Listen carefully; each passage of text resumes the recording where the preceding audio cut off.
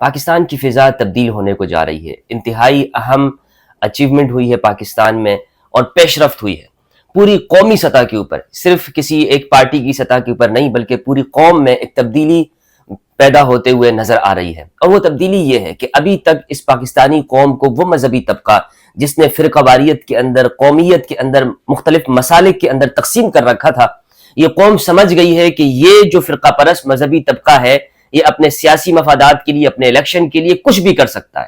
یہ سچ بھی اسی لیے بولتا ہے کہ ان کے مفادات پہ جب زد پڑتی ہے سچ بولنے لگ جاتا ہے، جھوٹ بھی اسی لیے بولتا ہے اپنے مفادات کے لیے۔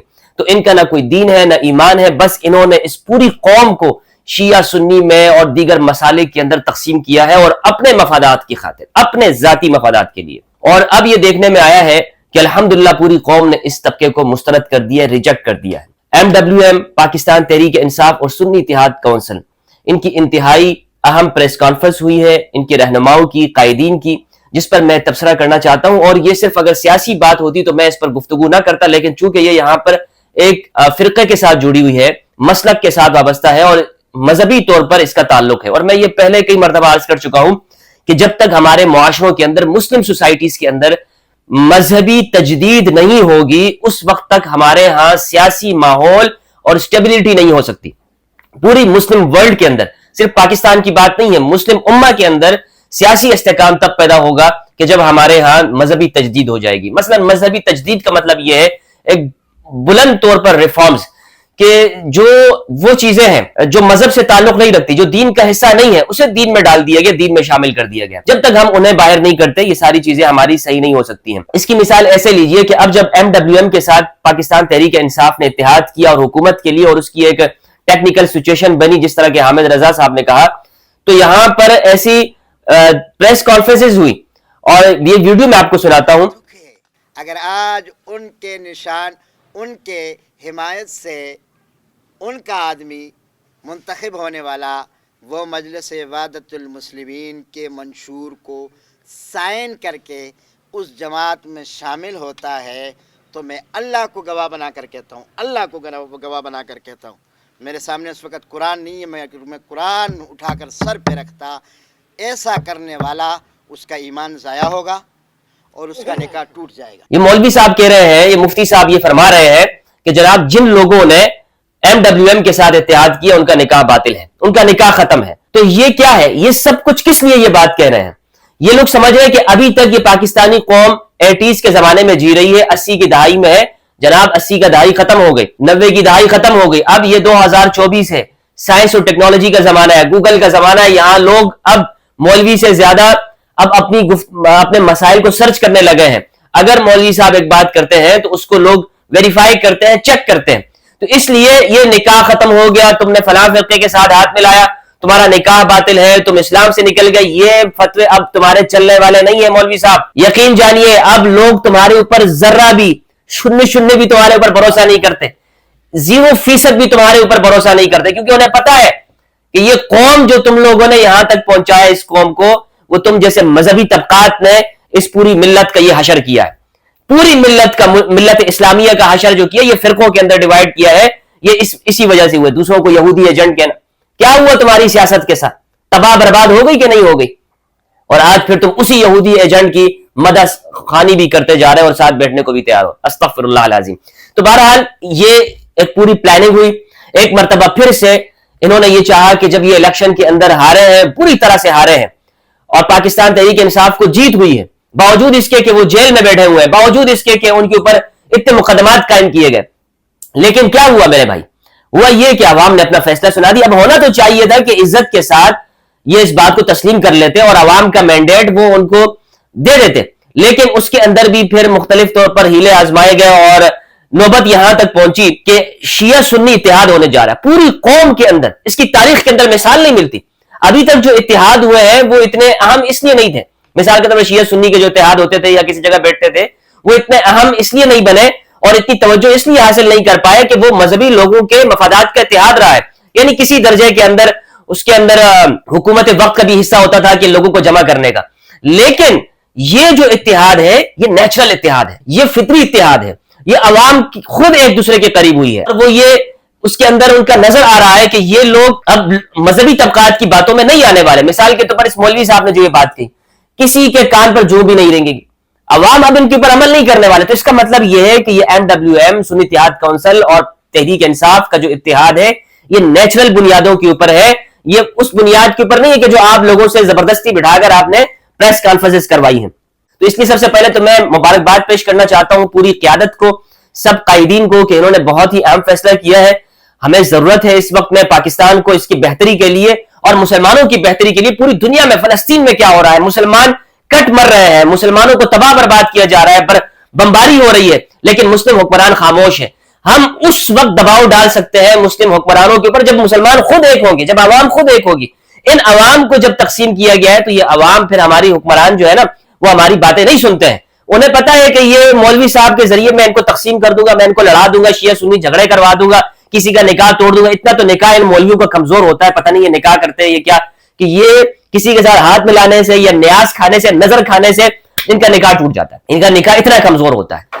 تو یہ مولوی صاحب خدا کا خوف کریں, اب تمہاری باتوں کے اوپر کسی کا نکاح نہیں ٹوٹنے والا, تمہارا خود مجھے لگتا ہے کہ نکاح ہی نہیں منعقد ہوا ہے. ایسے میں آپ کو یہ بتاتا چلوں کہ یہ جو اتحاد ہے اس کے کتنے فوائد آنے والے وقت کے اندر اس پوری قوم کو ہوں گے, اس کا ہم تصور بھی نہیں کر سکتے. یوں سمجھیے کہ یہ تاریخ کا اہم ٹرننگ پوائنٹ ہے. ایک وقت وہ تھا کہ جب پاکستان بنانے کے لیے یہاں پر لوگ قائد اعظم محمد علی جناح کی قیادت کے اندر دیوبندی, بریلوی سب اکٹھے ہوئے تھے, اہل سنت, شیعہ سب نے مل کر اس قوم کو بنایا تھا, وطن کو آزاد کیا تھا. آج یہ قوم دوبارہ سے متحد ہونے جا رہی ہے, اور ایسے موقع پر جو راجہ ناصر عباس صاحب نے کچھ باتیں کی ہیں وہ میں آپ کے سامنے پیش کر کے اس پر گفتگو کرنا چاہتا ہوں. انہوں نے یہ کہا کہ ہم ان کی اولاد ہے جنہوں نے پاکستان بنایا تھا, اور دوسری بات انہوں نے یہ بات کہی کہ ہم کسی پر بوجھ نہیں بنیں گے. اس کا مطلب یہ ہے کہ بغیر کسی شرائط کے یہ اتحاد ہو رہا ہے. جیسے میں نے آپ کو بتایا یہ فطری اتحاد ہے, یہ عوام چاہ رہی ہے, اس میں کوئی شرطیں نہیں رکھ سکتے ہیں. ورنہ دوسری طرف تو آپ دیکھ لیں کہ ہر طرف سے یہ شرطیں ہیں کہ جناب یہ وغیرہ وغیرہ, آپ سب جانتے ہیں. اور اسی طرح انہوں نے یہ بات کی کہ سب مسالک کا احترام, اور صرف سب مسالک کا نہیں, مذاہب کی بنیاد کے اوپر بھی یہاں پر جتنی بھی اقلیتیں ہیں, مائنورٹیز ہیں, جو بھی ہیں, مظلوم ہیں یہاں پر, ان سب کو ساتھ لے کر چلنا ہے, سب کو ساتھ لے کر. اور سیاست دیکھیں یہی ہے اسلام کی سیاست, کہ ہم بغیر کسی مفاد کے ہو, اور یہ ہے کہ ظالم اور مظلوم کے تحت ہو, کہ ظالم کے خلاف ہونا اور مظلوم کا ساتھ دینا ہے, چاہے وہ کوئی بھی ہو اور اس کا فرقہ بھی کوئی ہو. لیکن یہ آپ خود سوچیں نا, یہ کون سی مذہب ہے, یہ کون سی مذہبیت ہے, یہ کون سی سوچ ہے کہ جس میں آپ کو ایسے تقسیم کیا جاتا ہے کہ جناب یہ سنی ہے اس کے ساتھ تم نے کھڑا ہونا ہے, اور یہ شیعہ ہے اس کے خلاف تم نے جانا ہے. اب یہ سنی چاہے تمہارے خلاف کیوں نہ ہو, چاہے اس قوم کو تباہ برباد کیوں نہ کر دے, چاہے ڈیزل کے پرمٹ لے کر, چاہے یہ کچھ بھی کرے, لیکن تم نے اس کا ساتھ دینا ہے اس مذہبی بندے کے. یہ کون سا معیار ہے؟ کیا اسلام نے یہ معیار دیا ہے؟ اسلام کا معیار یہ ہے کہ تم نے ظالم کے خلاف ہونا اور مظلوم کا ساتھ دینا ہے, یہ معیار ہے, اور اسی کو ہمیشہ ہماری قوم نے سامنے رکھنا ہے. اسی طرح ایک بات یہ کی کہ آزاد پاکستان کا بیانیہ, یعنی ہمارے جو فیصلے ہوں وہ یہاں پر پاکستان کے اندر, کون شخص یہ نہیں چاہتا, یہ سب کی آواز ہے, یہ سب پوری قوم یہ چاہتی ہے کہ ہمارے جو فیصلے ہیں وہ یہیں پاکستان کے اندر کی جائے. اور ایک بات یہ کی کہ جیسے پاکستان بناتے وقت اکٹھے تھے, بچاتے ہوئے بھی ہوں گے, اور سنی اتحاد کونسل کے جو صاحبزادہ حامد رضا صاحب ہیں بہترین آپشن ہے, اور نام کا فرق ہے لیکن ہمیں کہ یہ باتیں انہوں نے کی ہے. یعنی سنی اتحاد کونسل جو صاحبزادہ حامد رضا صاحب ہے ان کی بھی ایک اسٹرگل ہے, ہم سب دیکھتے ہیں سوشل میڈیا کے اوپر بھی اور ٹی وی چینلز کے اوپر بھی, کہ ہمیشہ تکفیریت کے خلاف پاکستان کے اندر اگر اسٹرانگ آواز ہے تو وہ صاحبزادہ حامد صاحب ہیں, اور انہوں نے پاکستان کے اندر جتنی قربانیاں دی ہیں اس کے لیے, اور یعنی تکفیریت کے خلاف جو ان کی ایک مؤثر آواز سمجھی جاتی ہے. کبھی بھی ہمیں یہ نظر نہیں آیا کہ یہ اس جگہ پہ کھڑے ہوں کہ جہاں پاکستان میں لسانیت اور مذہب اور مسلک کی بنیاد پر فرقواریت کو ہوا دی جا رہی ہو, یہ وہاں پر نہیں ہوتے ہیں. تو یہ ایک کافی عرصے سے یہ تحریک انصاف کے ساتھ بھی ہیں, اور ایک ماڈرن آواز ہے پاکستان کے اندر مذہبی طبقات میں.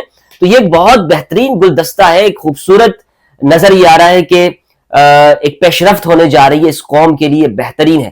اور ایسے میں ان لوگوں کے پیٹ میں درد اور مڑوڑ تو ہوں گے نا کہ جو دجالی مذہبیت ہے, وہ مذہبیت جو اس ملت کے دشمن ہے, اس قوم کے دشمن ہے, اس وطن کے ہمیشہ یہ دشمنی ان لوگوں نے کی ہے, بیرونی اعلی کاری کا کردار انہوں نے ادا کیا ہے, اور قوم کو ڈیوائڈ اور تقسیم کیا ہے اس مذہبی طبقات نے.